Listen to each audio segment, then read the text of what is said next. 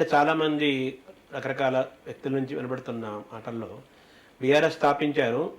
BRS స్థాపన వెనకాల స్థాపించడంతో TRS అనే తెలంగాణ అనే రాష్ట్ర సమితి తెలంగాణ సెంటిమెంట్ కనుమరుగైపోతుందని కూడా కొన్ని విమర్శలు వ్యాఖ్యలు విన్నాం కదా, దాన్ని మీరు ఎలా చూస్తారు సార్? ఇప్పుడైనా కూడా ఒక నినాదానికి ఒక సెంటిమెంట్ కొన్నేళ్ళ ఆయుష్ ఉంటుంది.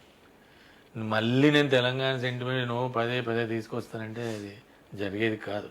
ఎందుకంటే 10 ఏళ్ళు అయింది. 10 ఏళ్లలో ఈరోజు కోస్తాంధ్ర నుంచి ఇక్కడి నుంచి అక్కడి నుంచి అందరు ఎవరు ఇక్కడి నుంచి వెళ్ళలేదు. తెలంగాణ వచ్చింది, అందరు వెళ్ళిపోయి మళ్ళీ ఏదో వచ్చి ఇంకో రాష్ట్రం వెళ్ళగొట్టే ఉద్యమంలో కూడా ఆ భావన లేదు. ఉద్యమంలో కూడా ఒక అతివాద పెడదోరనో లేకుంటే ఇటువంటి వాదన లేదు. కాబట్టి అది ఇష్యూ కాదు. ఎందుకంటే రాజకీయాల్లోకి రేపు ఒకవేళ అవసరమైతే ఇంకో పార్టీ ఆవిర్భవిస్తుంది, అది వేరే విషయం. బట్ నేను అనేది ఇప్పటికిప్పుడు ఒకటే నినాదాన్ని ఒకటే సెంటిమెంట్ నువ్వు 20 ఏళ్ళు 30 ఏళ్ళు కొడతా అంటే అది ఏ పని కాదు. ఈవెన్ మన భారతదేశ స్వాతంత్రం తర్వాత నెహ్రూ ఒక 15 ఏళ్ళు రాజకీయాలు చేస్తే ఆయన అభివృద్ధి, వ్యవసాయము, పరిశ్రమల మీద కేంద్రీకరించారు.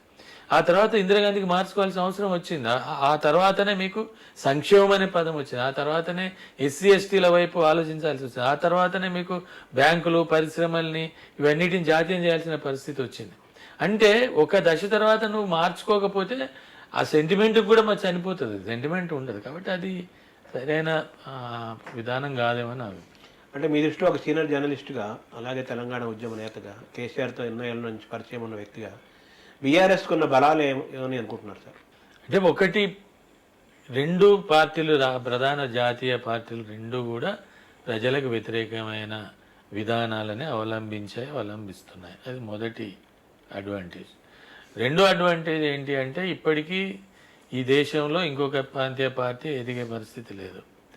మూడోది, కేసీఆర్కు ఒక వ్యక్తిగా లేదు ఒక నాయకుడిగా ఆయనకు ఒక విస్తృతమైన అవగాహన ఉంది సమాజం పట్ల. అదే సమయంలో లాంగ్వేజ్ ప్రాబ్లం ఆయనకు లేదు. మూడోది, అందరినీ కలుపుకోగలిగి అందరిని చేయగలిగే ఒక స్నేహభావమైన లక్షణం ఉంది. ఇవి 3 ఆయనకున్నాయి. జాతీయంగా అది ఉంది. తర్వాత ఆయన ఆర్థిక విధానాలు, వ్యవసాయము లేదా మోనోపాలికి వ్యతిరేకంగా ఉండటము, తర్వాత సంక్షేమము, తర్వాత తెలంగాణలో అమలు చేసిన సంక్షేమం, ముఖ్యంగా ఎస్సీ ఎస్టీల సంక్షేమ విధానాలు, రైతు బంధు. మీరు ఆశ్చర్యపోతే భారతదేశంలో ఇన్ని రెసిడెన్షియల్ కాలేజీలు ఒక విద్యా మీద ఒక్క రాష్ట్రం పెట్టిన శ్రద్ధ మొత్తం దేశమంతా చూసినా 1000 లేవు. ఇక్కడ 1000 రెసిడెన్షియల్ స్కూల్స్ కాలేజీలు ఉన్నాయి. అది ఎస్సీ ఎస్టీ బీసీ మైనారిటీస్. మొత్తం దేశమంతా అన్ని ప్రభుత్వాలు కలిపిన 1000 లేవు. అంటే అనేది ఆ రకమైన ఒక చొరవ ఉంది, ధైర్యం ఉంది, ఏదైనా చేయగలిగే తప్పన ఉంది. అంటే ఇందిరాగాంధీ లాంటి వాళ్ళ తర్వాత మధ్యలో ఒక రాజశేఖర్ రెడ్డి కొంత చేశారు. కానీ ఆ తర్వాత నీకు ఆ స్థాయిలో ఆలోచించగలిగి నేను చేయగలిగింది చేస్తాను, నేను ఏదైనా చేయగలుగుతాననే మిగతా విషయాలని పక్కన పెట్టి, విధానాలు, రాజ్యాంగము, చట్టాలు అవన్నీ పక్కన పెట్టి నేను ఏదైనా చేస్తాను, నేను చేయగలుగుతానే దమ్ము, ధైర్యం ఉన్న వ్యక్తులు ఆయన కూడా ఇవన్నీ ఖచ్చితంగా అడ్వాంటేజ్ అవుతాయి. అంటే బీఆర్ఎస్కు ఎదురుగా ఉన్న సవాళ్ళు ఏంటి సవాళ్ళుగా భావిస్తున్నారు మీరు?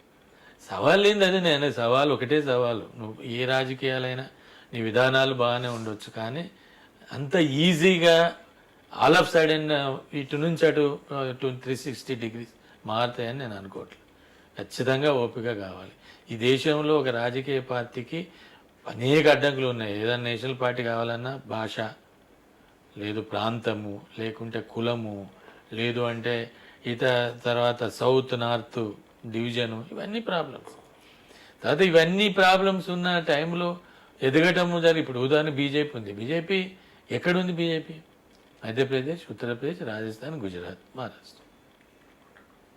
నీకు నాన్ హిందీ బెల్ట్ ఎక్కడ బీజేపీ లేదు. నాన్ హిందీ బెల్ట్ కదా.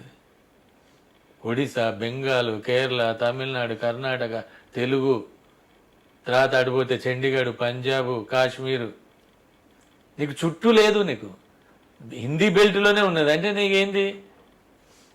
అది హిందూ ఇండియా పార్టీగా ఉంది. ఉత్తర భారతం హిందీ, బేసిక్గా హిందీ డామినేటెడ్.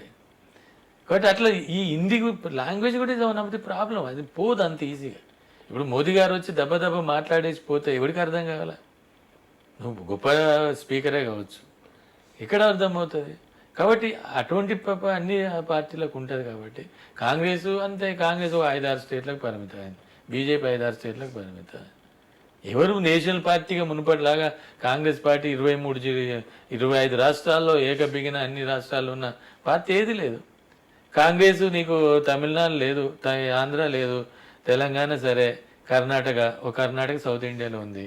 తర్వాత నీకు బెంగాల్ లేదు, ఒడిశా లేదు, బీహార్ లేదు, జార్ఖండ్ లేదు, జార్ఖండ్ కూడా వాళ్ళతో జేఎంఎంతో ఉంది, ఛత్తీస్గఢ్ ఒకటి ఉంది. తర్వాత ఇక ఉత్తరప్రదేశ్, మధ్యప్రదేశ్, రాజస్థాన్, గుజరాత్. మళ్ళీ బీజేపీ ఎక్కడ ఉందో కాంగ్రెస్ కూడా అదే అపోజిషన్ పార్టీలో. యూపీలో లేదు. అంటే ఆ శూన్యత ఉందంటారా, వ్యాక్యూమ్ ఉందంటారా? డెఫినెట్గా ఉంది. సో అది బీఆర్ఎస్కి కలిసి వచ్చే అవకాశం భావిస్తున్నారా? నేను అదే చెప్తున్నాను, మళ్ళీ కలిసి వచ్చే అవకాశం ఉంటే ఒకటే కండిషన్ ఏంటంటే ఇమ్మీడియట్గా రిజల్ట్ ఉండదు. They have to wait, they have to work hard, they have to go a long way. సహనం ఉండాలి, ప్రయాణం చేయాలి, కూర్చోవాలి, దాని మీద కూర్చోవాలి, ఓపికగా ఉండాలి, నిలబెట్టుకోవాలి, పని చేయాలి.